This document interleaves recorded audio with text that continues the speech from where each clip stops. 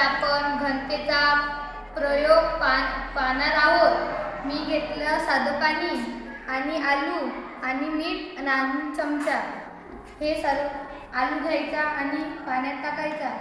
बघा तो आलू खालताय आणि पूर्ण पाण्यामध्ये बुडला आहे, कारण की इथे आलूची घनता जास्त आहे। आता हा आलू काढायचा।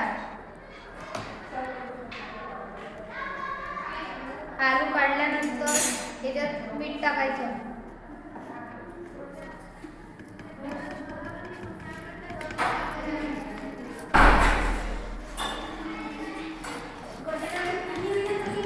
मीठला इथे पाण्यामध्ये चांगल्या पद्धतीने मिक्स करून घ्यायचं आणि याच्यात आता डबल आपण आलू टाकून बघू। बघा आलू कसा वरता आला।